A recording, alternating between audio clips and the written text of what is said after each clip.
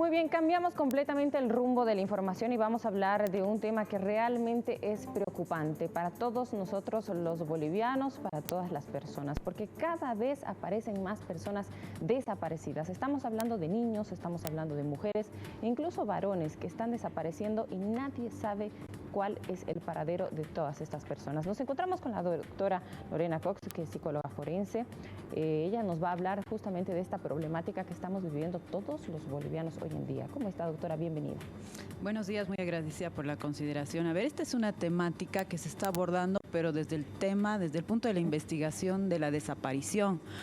Pero se debe considerar cuáles son los factores que promueven una desaparición.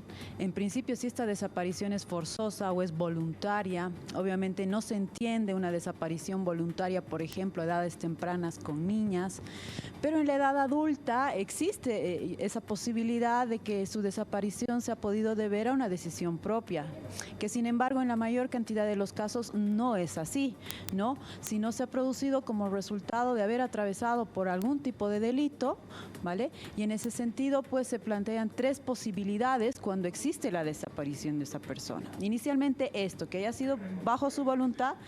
En segunda instancia, que haya sido objeto esta persona de alguna situación de trata y tráfico, que implica otro abordaje adicional. Y en tercera instancia, que esta persona, pues, su desaparición ya pues, puede dar indicios de, por ejemplo, la muerte de esta persona, ¿no? Entonces, se tiene que hacer un abordaje desde ambas situaciones, ¿no? Ambas perspectivas, en relación con lo que es la víctima prácticamente y los familiares de la víctima, que a veces nos olvidamos de las situaciones por las cuales atraviesan, de lo que llegan a desarrollar y solamente nos enfocamos a utilizar a la víctima como un elemento de investigación.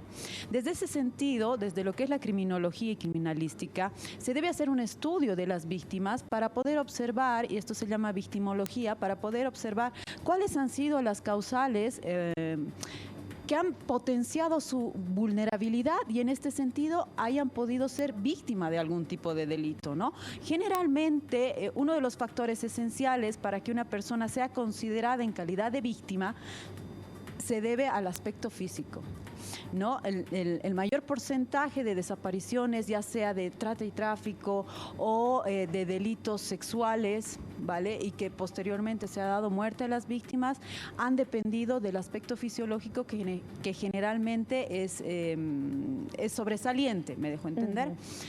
Pero por otra parte, cuando una persona desaparece, no se aborda y no se contiene a la familia en el sentido de la situación en la que se encuentra con un alto grado de desconsuelo, ¿no? Por una parte, depresión inicialmente, y que con el transcurrir del tiempo se van incrementando hasta generar ansiedad, algún tipo de consumo de sustancias. El verse enfrentada a una situación vital estresante, cuál es la desaparición de un ser querido, porque vamos a ver, cuando una persona, un ser querido fallece, nosotros tenemos la certeza de lo que ha ocurrido con esa persona, ¿no? Pero cuando una persona se encuentra desaparecida, es la incertidumbre básicamente de no saber dónde se encuentra, no saber qué es lo que ha ocurrido, y en ese sentido se llega a desarrollar lo que es el síndrome de estrés postraumático, porque han atravesado por una situación traumática que persiste.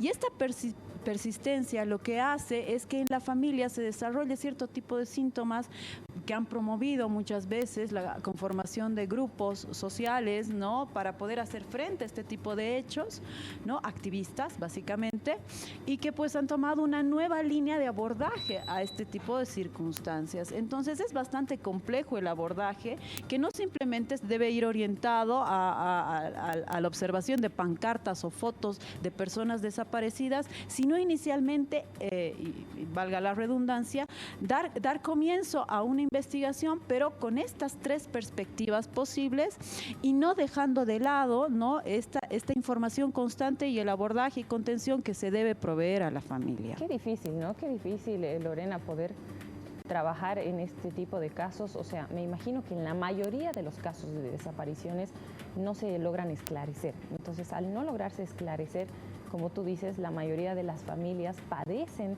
este síndrome postraumático durante años e incluso toda la vida. Como tú lo decías, o sea, algo que es muy complicado es saber, en realidad no saber dónde podría encontrarse ese familiar, a diferencia de pensar que ese familiar ha fallecido. Yo creo que es mucho más tranquilizante agarrar y pensar, bueno, falleció, ya está, sufres un tiempo, pero no saber dónde se encuentra, qué puede estar atravesando esta persona, definitivamente debe generar muchísimo trauma. Sí, y no se trabaja directamente con las familias. Lastimosamente, en el 94% de los casos de desapariciones forzosas no voluntarias, ¿no? Se entiende que pues nos vamos a encontrar o con los restos de las personas como resultado de la muerte, o si acaso con el cuerpo, como evidencia de este hecho, ¿no? Sin embargo, en un porcentaje muy mínimo es cuando estas personas retornan a sus hogares como resultado de una desaparición voluntaria. Sin embargo, cuando ha sido forzosa, en el 1% que logra retornar al hogar, generalmente se ha producido porque ha sido víctima de una suerte de trato y tráfico, ¿no?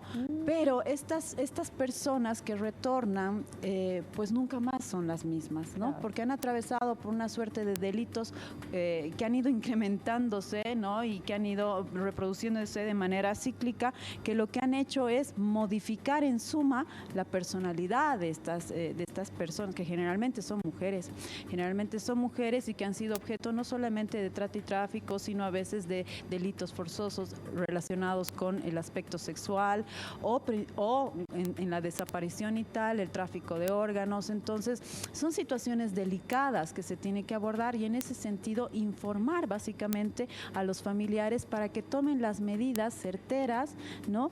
Que puedan conducir a una investigación que pueda resolver todos estos aspectos, brindando esta contención que se había referido, que es muy necesaria y que a veces nos olvidamos cuando estamos hablando de las familias de personas desaparecidas. Qué difícil, ¿no? Qué difícil, o sea, ni siquiera te puedo decir o te puedo preguntar cuál podría ser la solución en este tipo de casos, porque definitivamente creo que no existe una solución definitiva, sino trabajos entre varias instituciones integradas. Creo que sí se podría trabajar un poco más de forma integral, que eso es lo que nos estaría faltando, trabajar un poco más con las familias, trabajar de forma psicológica, abordar un poco más en este tema, porque como tú lo decías muy bien dicho, es que siempre se está trabajando en encontrar a la víctima o ver si todo relacionado a la víctima o a la persona desaparecida, pero no se trabaja con las familias. Entonces, desde ese punto de vista, ¿cómo podríamos trabajarlo? Sí, es muy importante involucrar a la familia en esta situación investigativa, ¿no? Porque se deja de lado como un elemento fundamental de investigación,